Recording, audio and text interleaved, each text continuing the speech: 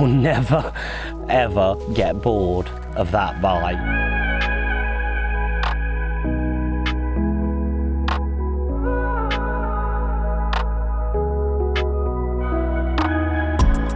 Today, I've brought you to a really special venue, the Glebe Fishery in Leicestershire.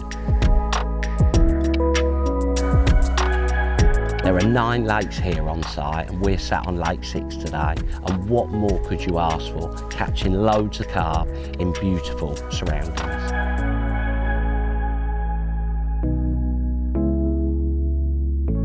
The beauty about your hard pellet fishing is how simple it is. You need a few different sizes of pellets and 4 rigs, and that will cover you for everything.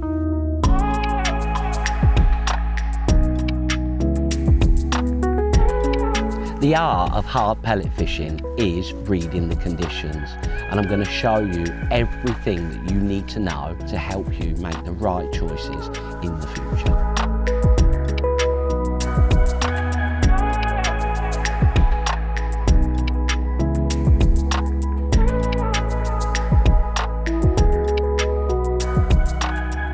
Conditions are everything.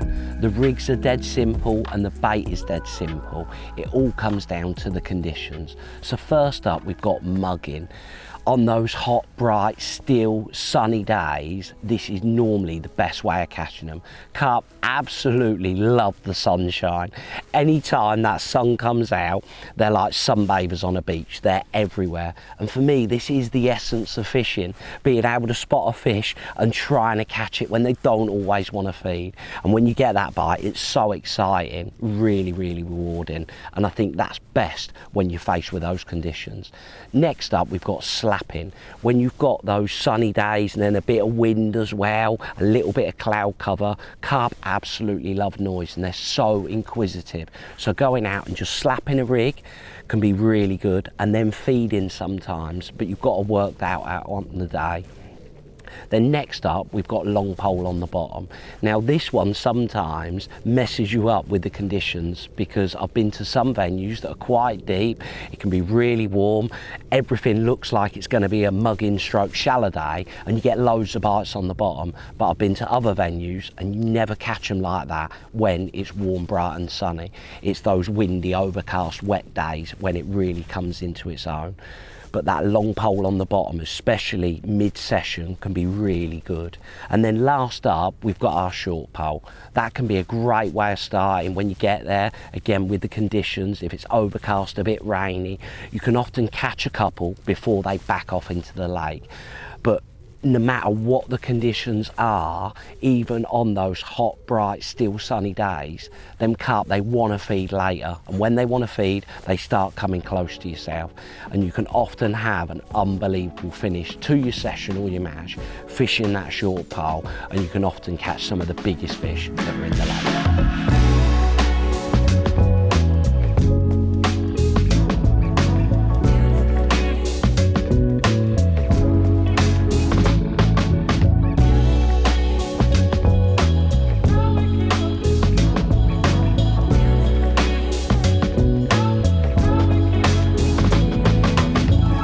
When it comes to pellet choice, we've got 3 options. We've got screttings, coppins and primer tracks. But whenever I'm fishing up and down for carp, I always pick the coppins variety of pellet. They make more noise, they take longer to break down, and I'll be honest, I think the carp absolutely love them.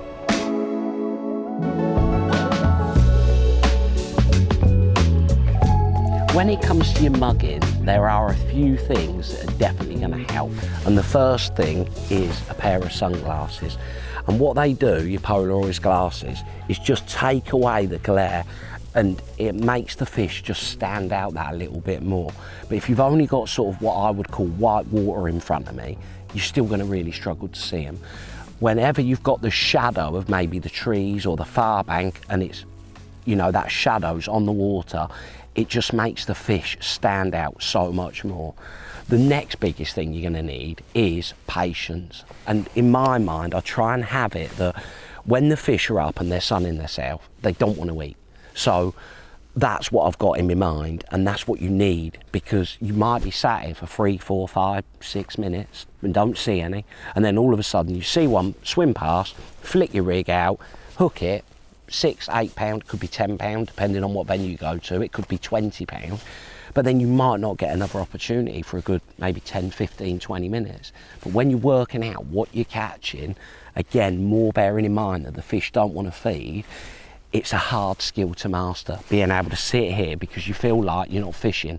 And the worst thing you can do at times is pick your catapult up and start feeding when the fish have got no interest in feeding. And that's the biggest thing when it comes to mugging.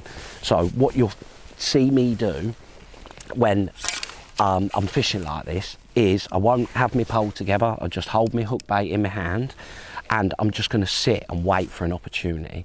The reason I'm not going to have my pole together and my rig in the water is you'll see sometimes that whatever you're doing, and then you look up and every carp in the lake has erupted like a bomb's gone off, and all that's happened is a duck has flown over, or a seagull cast a shadow on top of the water and the fish just spook. So the last thing I want to do when I'm mugging is have my pole over the water creating that shadow. Again, moving on to the shadow, what you'll notice with my rig is it's dead simple. I've probably got 1.5 meters of line between my pole tip and my flow, and what that's going to allow is, so when I can actually see one there, but I'm not going to go for it because it's a little bit too close, is when I flick my rig out, I can flick my rig past my pole tip, basically past that shadow, and quite often you'll catch them because they're swimming through. I'm imagining I'm a carp swimming through, enjoying my sunshine, and a pellet lands. One, I might hear it, but also if I see it, it's a reactional thing that if there's especially another carp behind me, as I see it, I'm thinking, well, I'm going to eat it, because if I don't eat it, the carp behind me is going to eat it. But by keeping that shadow and everything away from them, being able to flick in front of it, that is an art when it comes to mugging. So again, you've got to work out when the fish are swimming really, really fast, more often than not, they're just going to ignore it. But likewise, when they're sat just dead still, like, oh, that is amazing, they're not going to be eating. The perfect opportunity is when you've got a little group of 2 or 3 of them and they're actually moving a little bit. That's more often than not the best opportunity of mugging, because it's that reaction. It lands, if you can flick it just right, not too close to it because you'll spook it, but likewise not too far away, because by the time it gets there, more often than not, they're not going to follow the bait down. Sometimes they do and sometimes they don't. So I'm just going to be sat here now waiting for an opportunity. So I can see a carp probably 6, 7 meters out. Another thing that I'd like to touch on is knowing the rules of the venue that you're fishing. When you're mugging, if you're allowed to actually stand up, that gives you so much more, you know, area of sight, but also an area of distance. So I can see one, when I'm stood up, it's so much easier to spot, one, roughly how quickly it's swimming, but also how far away it is. And there's another one just stuck its back out. When I'm sat down here, I can see it, but it's a lot harder to be able to gauge the distance. So I'm just waiting for my opportunity now. So I can see one there, he's just moved off. So there's one. I don't think I've got enough pole, so I'm just going to put my pole, and again, think about trying to get, is it? Oh. So again, if I miss an opportunity, I'm going to ship my pole back, because I don't want to create that shadow. So again, I'll just lift my rig out. The reason I like taking my rig out of the water, especially when I'm fishing with a pellet, is I feel like, you know, the buoyancy of your pellet makes a difference. So if it sinks too quickly, just that little window of opportunity is going to be shorter. Whereas if I take it out of the water, it's not going to be sucking up the water, which is going to make it easier for me to be able to mug it, because I've just got that little bit longer to be able to catch the fish's attention. So I can see a couple over to my right, but I'm just waiting, say, for that opportunity where they're swimming around and they look like they're actually catchable. So what I'm going to do is I'm just going to change my pellet, because it's just got a little bit wet. So this is where your patience comes in when you're doing this style of fishing. So I can see one. What way is it going? He's moving a little bit slow. So what I'm going to do, I'm just going to come out, I'm going to break my pole down here. Again, thinking about, it's all about the shadow of my pole. So he's moving a bit slow, that one. So just turn away from it. That time, I made a little bit of noise. So again, sometimes just literally almost laying your pellet on the water can be good. Other times, actually making a bit of a flop. So, but once you've had your first bite, you'll have a little bit of an idea on what seems to be working better. So there's one there. There actually looks like two. And by keeping your pole, make a bit of noise. Just leave my rig, see if I get a sign. So there he is. So lift it out. It's actually moving a little bit quicker, that one. So again, I'm going to come back, I'm going to bring the pole back. So there's one that just spooked. So again, try and judge the right distance.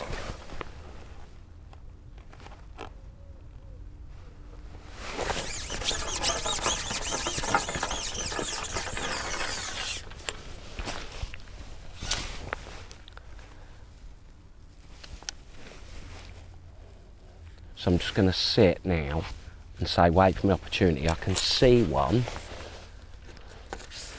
right on the edge of that shadow. There's actually a couple there. So just stop before, flick my rig. A bit close. Did it turn for it?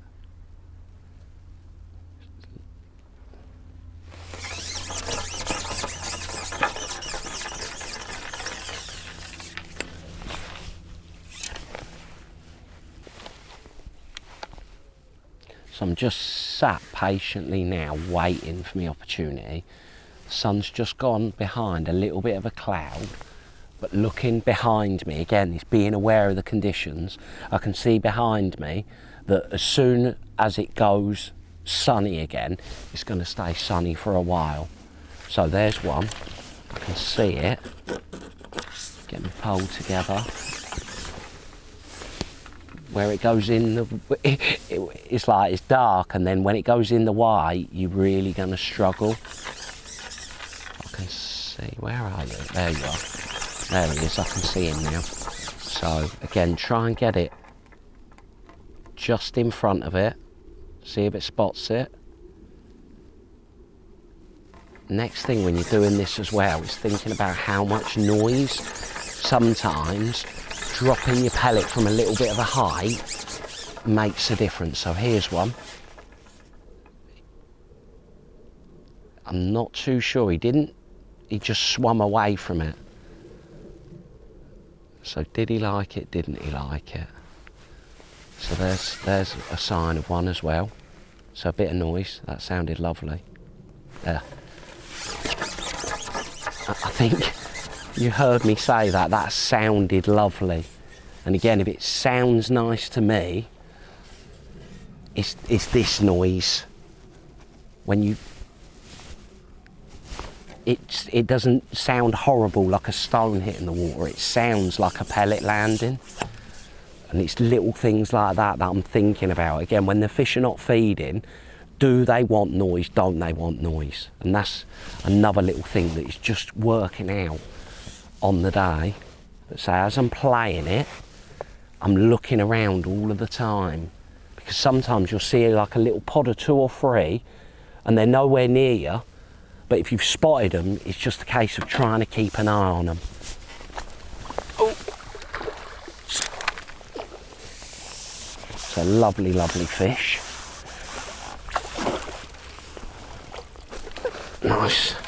Nice big one.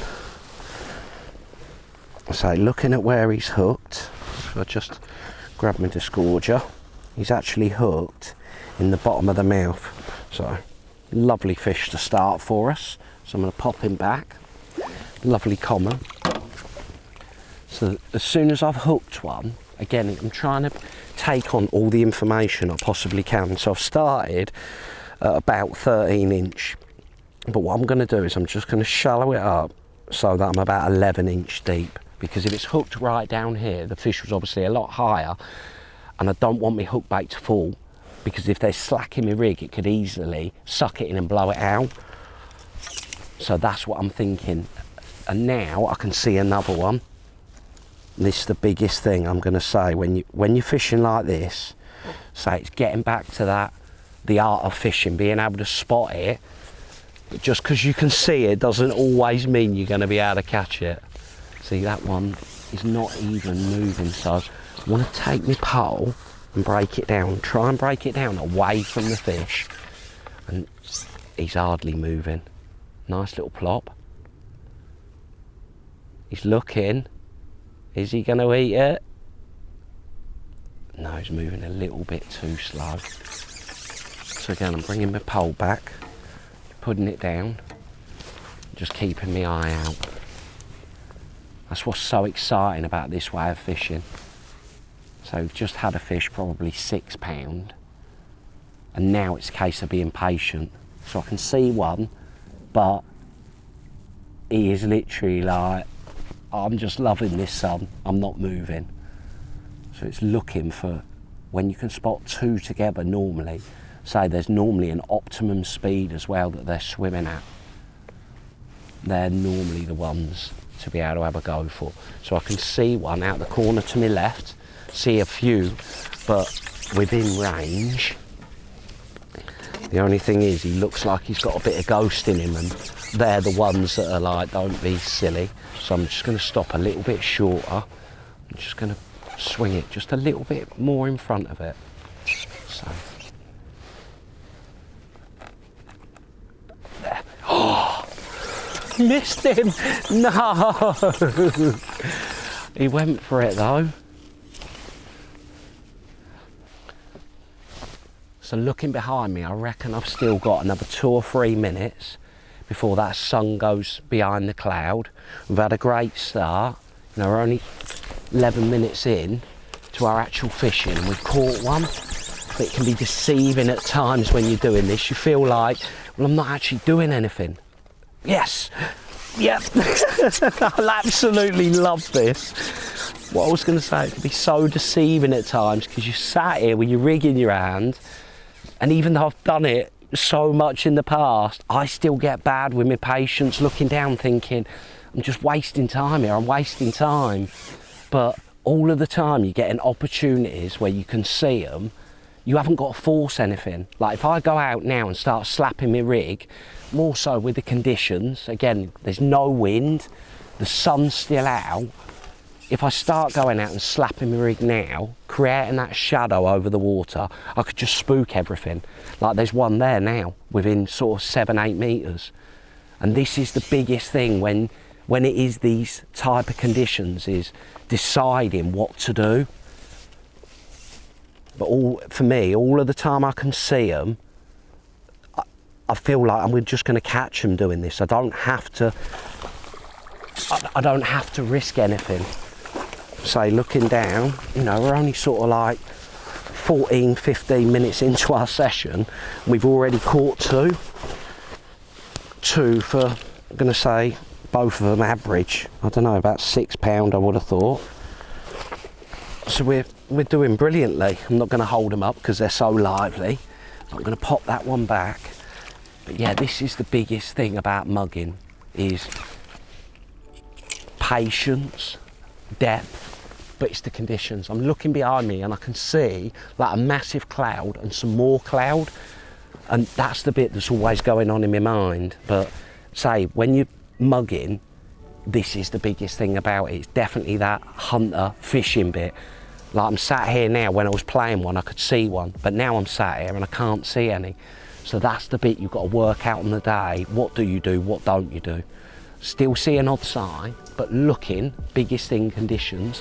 There's no wind at the moment, the sun's still out, so I'm going to keep doing this. But I know behind me the conditions are going to change soon. So that's when I think we're going to have to change the way we're actually fishing.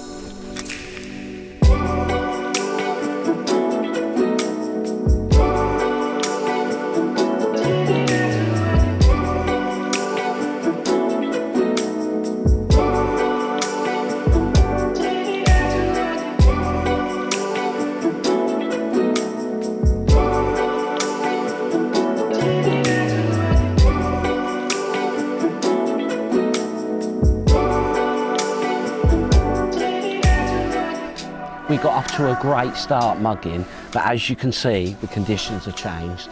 A lot more cloud cover coming over, but the biggest thing is I've got that ripple on the water. Whilst I've been sat here, just like sorting my bits and bobs out, the one thing I've noticed is the fact that the wind's on the water now, a lot more fish are moving close to me. So before we go out on our slapping rig, I just want to explain the difference really between my mugging rig and my slapping rig. So biggest thing on my mugging rig is the length of line. I want to keep that pole tip away from the fish, keep that shadow away. And then I've just got a little dibber, because more often than not, I'm just going to be fishing quite shallow. But as I flick my rig in, I want the buoyancy in my float to pop up immediately. And again, because they're swimming so close to the surface, I don't want a dead long flow that's going to drag my hook bait down. So a nice dibber. This one just takes 2 number 8s plus a 6 or an 8mm. And that's absolutely perfect for my mugging rig. But for my slapping rig, it's not quite right for me. So again, biggest thing, conditions. When it's flat calm, using a dibber is absolutely fine. But when you start getting that wind on the water, I want a slightly longer float. So this one just takes 3 number 9 shot, and again a 6 or an 8mm pellet. But another big thing with this rig is I don't want the line to be as long, because I'm going to be needing to be able to pendulum my rig over, and trying to do it with such a long length of line I'm going to have no control, and I'm not going to be able to slap my rig over. The length of line between the pole tip and the float is very much personal preference, and what I would say is once you've been out and you found like, oh, that seemed really nice, just take that rig back home and measure it so you've got a bit of a guide for the next time you're out. So I know on our mugging rig that we caught best at sort of 11-inch deep. So what I've done is I've just set this one at 13-inch deep, again a little bit deeper because of that length of flow, but I just find that a lot better when I'm slapping. So again, you notice when I'm fishing, I'm permanently like sun watching, is it out, isn't it out? Because that's going to be able to help me make these decisions. The big thing again about it being cloudy is the shadow of my pole is not going to stand out anywhere near as much. Now what we've got to work out when we're doing this is to feed or not to feed, and that is the question. So what I'm going to do is I'm just going to go out and just sort of slap my rig over a couple of times. I'm not going to feed just yet. If I felt like I've definitely got a chance of catching on the bottom, then I think feeding can be good, just because I'm priming, say, that bottom line up. But you see, I'm just sort of slapping my rig over. I'm starting off with a 6mm to start with, because that was our best bait for mugging. But when you're slapping, again, an 8mm can be really, really good. So again, it's always a time limit when I'm doing this. So to start with, I know there's fish are in the area, I can see them milling around. Not maybe as many chances to mug, but I can still, if I see one, get an odd mugging opportunity with this. So I've just missed the bite. So again, I'll slap my rig over 3 times. You notice I'm trying to get my float past my pole tip. Again, trying to keep that shadow this side. Be able to see now the ripples on the water and it's catching it a little bit. And that's one thing that I will say with your hook bait, can make it a lot easier to be able to slap your rig over, because you've got that extra weight in the hook bait, but also it makes a little bit more noise, and that's the thing you've got to work out. But I'd always like to start with how I've started mugging, because it worked well for me mugging. So again, just pendulum my rig over. I just leave my rig to settle for a little bit, just see what signs I get. So with this, you've got that slow fall of the bait, and obviously that little bit of noise as well. Just trying to draw one's attention to. So slap my rig over. Again, 2 or 3 times. So with this, it's all about noise, but just like our mugging, so there's one. Just like our mugging with this, we're not going to be ever attracting anything into the peg. We're just using the noise of our hook bait. So, got off to a great start, but you can see the fish. That's the biggest thing. There he is running off. Just keep my pole low. But I think the biggest thing, to be honest, when I'm like, so I think the biggest thing when you are proper carp fishing, you know, for these big units, is it's always the feeding. Do you feed, don't you feed? And I'd much rather start off not feeding, because I can always change my peg then. And I think what you tend to find, especially with the bigger carp, is they won't eat all day, but they definitely eat the latter part of the day. So if I can just go out and get bites by not feeding, I'm just going to do this. But that's what you've got to work out with this. I'm never going to attract anything in my peg. So if I'm going out and I'm slapping my rig and I'm not getting any signs, the only way to get a fish in my peg is to feed. And say, make the most. That's the best thing about hard pellets. They make a load of noise. They're brilliant for attracting fish into the peg.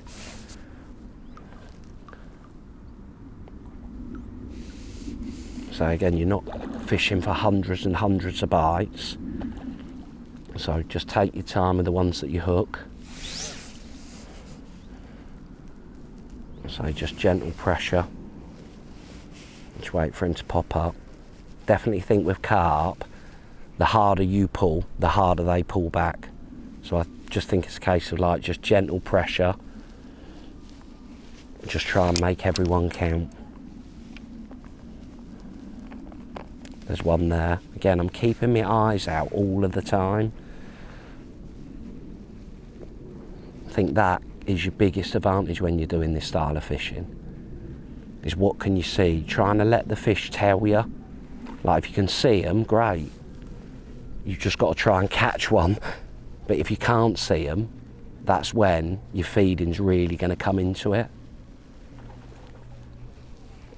So just gentle pressure. Pop up.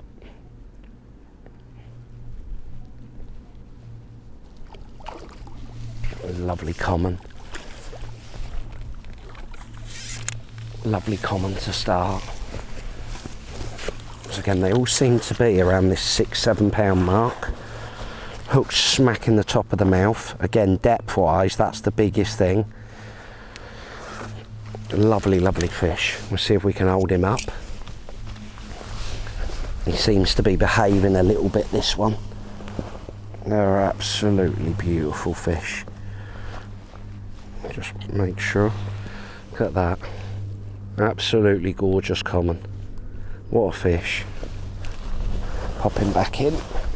Thank you ever so much, Mr. Common. There you are. So a great start that is, slapping my rig. Biggest thing now looking up is conditions all of the time. So what I noticed was when I was slapping my 6mm, that bite actually hooked itself. But what I'm going to do, I'm just going to put on an 8mm Screttons rather than my 6mm coppins that I was using, because that's just going to give my rig a little bit more weight, so that it's going to be a hell of a lot easier to be able to slap my rig over and just see if the fish respond to this little bit more noise or not. If they don't, I can always go back to my 6mm. You see now, like the wind's getting up, it's just catching my pole tip a little bit. So when it comes to sort of slapping my rig over, there you see like that wind's completely changed. So what I might have to do now, when it comes to slapping, is do it a bit more sideways. Say with this 8mm, it will make a lot more noise, and sometimes, just had a bite then, sometimes that's a good thing, more noise. Sometimes it's the worst thing you can do. But I definitely got a quicker sign then on my 8mm than I did on my 6mm. It's a little sign straight away. So again, I'm just going to slap it over twice this time. See what response I get. The biggest thing for me, all of the time I'm getting bites, when I don't have to feed, I'm just going to carry on doing that. So again, now the wind's dropped, I can just slowly start swinging my rig past my pole tip. It's all about that shadow. They know exactly where it is. And I'd say this has been even better than our mugging. Our mugging was good. But with your mugging, it's all about opportunities. You've got to be able to spot the fish to be able to flick your rig in to be able to hook it. Whereas with this, we're making noise. So we are, in effect, we're not drawing the fish in the peg. Oh, if there's one there, we are making noise to attract it. With your mugging, you've got to go towards the fish. Whereas with this, we're hopefully making the fish come towards us. I'm just going to say an 8mm straight away feels a load better than a 6mm. But it's always working out, what do the fish want? Say noise is an advantage when they want it, but when they don't want it, it can be a disadvantage.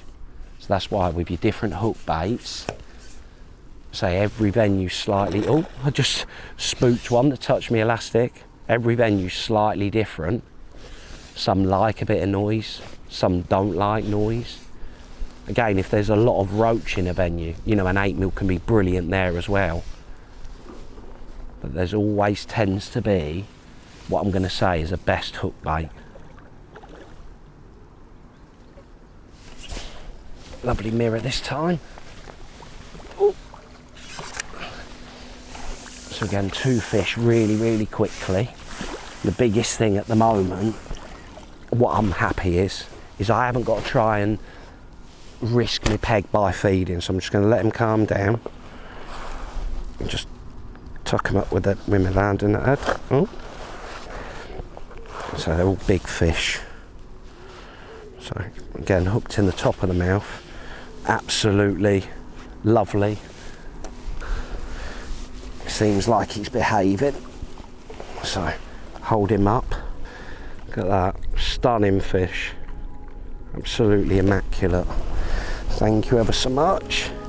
I'll pop him down.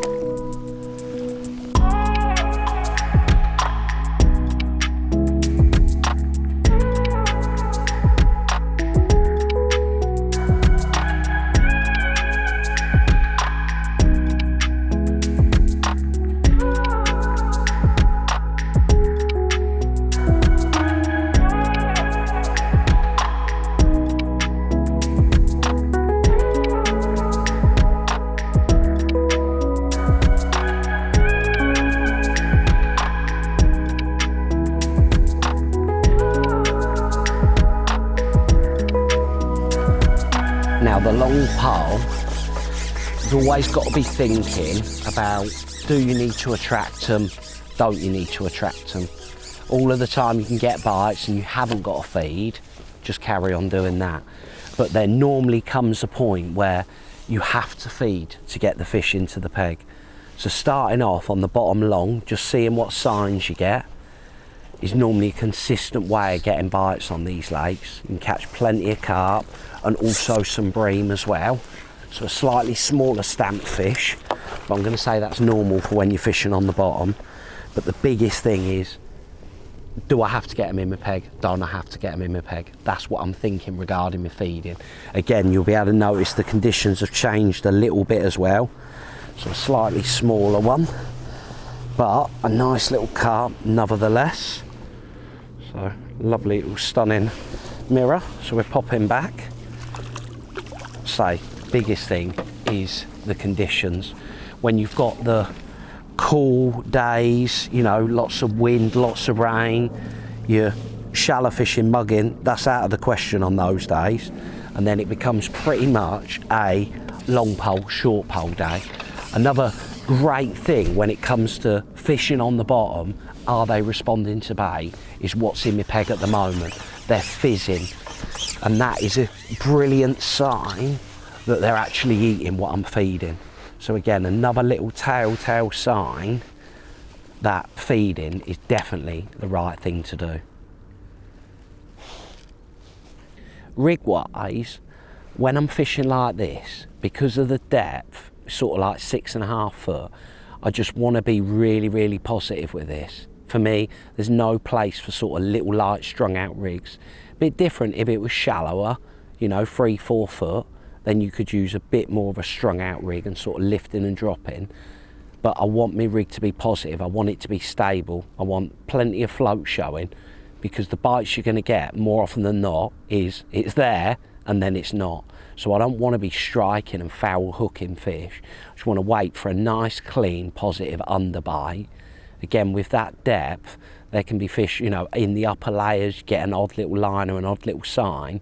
I just want to sit and wait, say, especially with it blowing and fizzing. If my float starts sitting low as well, that'll give me the perfect sort of little heads up that I might need to re-plumb up, and because I'm a little bit too close to dead depth. When I'm fishing like this, especially when it's on a soft bottom, you can see all the fizzing coming up.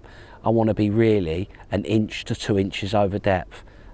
So there, sat and waited for a proper indication, just hesitated. And then just before I ship in, I'm going to feed me 6 meals now. So keep them fish happy. And depending on what time it is, as soon as, like this line here is the line that we're using, you know, as a guide, are the fish responding to bait? You can see how many signs that we're getting, not just with fizzes on the bottom, but how many indications we're getting on the float also, that the fish want to eat. They're responding to our bait. If they didn't want to eat, you wouldn't see any of that. So a great little tip when it comes to especially that latter part of the session. I've got my little bit of tape here. So now what I'm going to do is just start throwing a few pellets on that short line. Start priming it up for the latter part of the match. Because when they want to feed, you can do such a lot of damage, you know, that last, on the right days when it's really windy and raining, you know, you can catch there sort of half of the day to go. You can have a really, really good run there. But if you don't feed it, you're never going to have that run. But I'm trying to use what's happening long, you know, it's all of a feeling a lot of the time. Are the fish responding to bait? 1,000,000%. So the fact of how many signs I'm seeing, I know the fish want to eat, and I want to start priming that short line so that we can have a mega run late on. So again, just take your time when you're playing them. A lot of the time, you know, they're big fish. You don't need millions of them.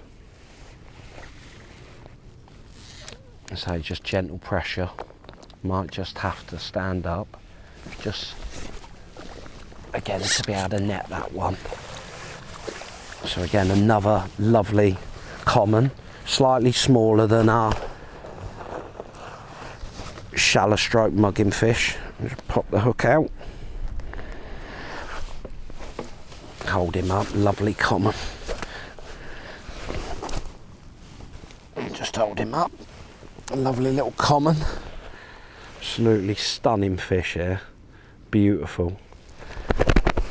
Thank you ever so much. Pop you back. So again, before I go out, I'm always trying to be aware of what's going on around me. You know, how long of your session or your match have you got left? Always trying to look at the conditions. Is it going to change? At the moment, I don't think so. We've got a bit of blue sky, but I don't feel like anything's going to change. So I bait up. 8mm screttings has definitely been best. Check my rig over before I ship out. And then now, just I'm going out, already thinking about this short line. That long line's telling me everything I need to know. So just whilst I'm shipping out, throw a few 6mm there, get that line primed, and hopefully we'll have a mega finish on that later on.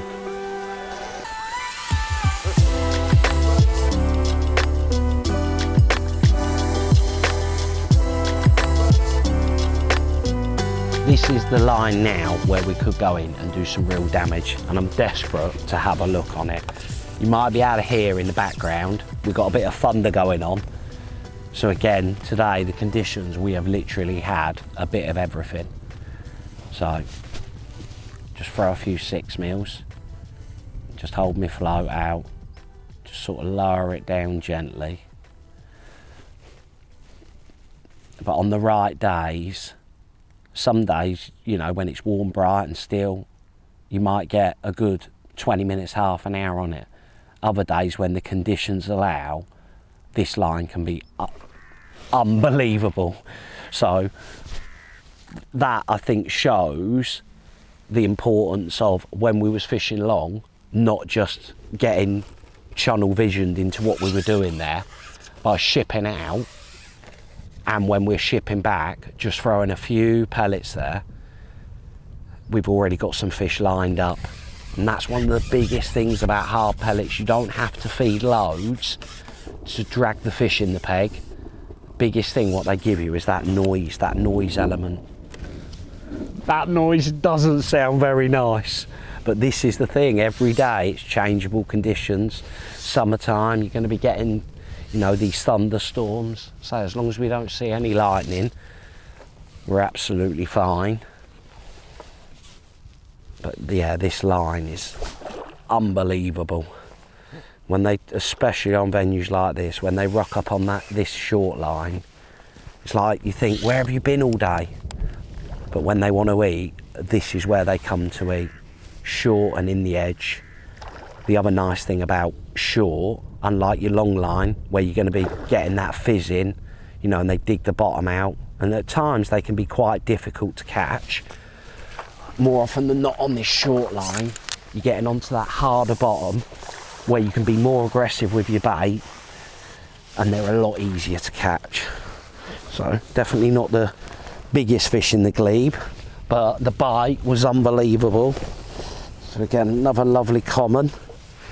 Got in there quick before the big uns come in. So lovely start on our short line. Again, rig wise with this, I just keep it all simple. Nice, positive, not going to let me down. A nice positive shotting pattern as well. Bulk and a dropper. Just before I ship out, just check your rig over. One thing with them big fish is they can, you know, move your shot around a little bit. So as I ship out, just hold my float and then throw my pellets. It just gives me something to aim at. So feed twice, just hold my float out and then just slowly lower it down right on my marker. And then just sit and wait for the next vanishing act on your float.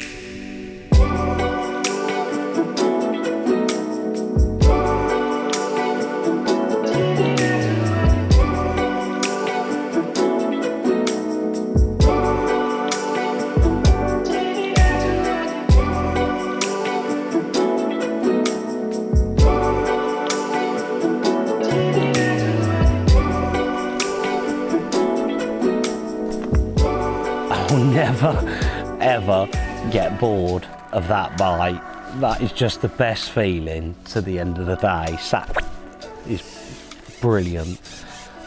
One thing that I do want to touch on is volumes of bait and also time.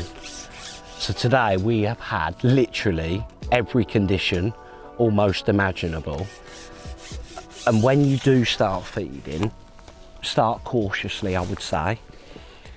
And then as the day goes on, especially with these carp, the bigger ones, they want to feed later on. So if you just gently introduce the bait, see what sort of signs, indications you get, the fish are always going to tell you. That's the biggest thing as well. But as the day goes on and it's getting to the latter part of your session or your match, that's when you can start to be more positive with your bait and start to feed more pellets, because that's when they really do want to start eating. So it's a lovely common to end on. They've spoilt us today. We've had an amazing day's fishing. You can see it touching the water. It's gonna hammer it down. We can hear that thunder and lightning. So as much as I can be here until late, I think this fish, we're gonna, oh, if he can let me hold him up, we're gonna have to call it a day on this one, because I think we're going to get absolutely drenched. Thank you ever so much, Mr. Carp. Pop him back. What a lovely day.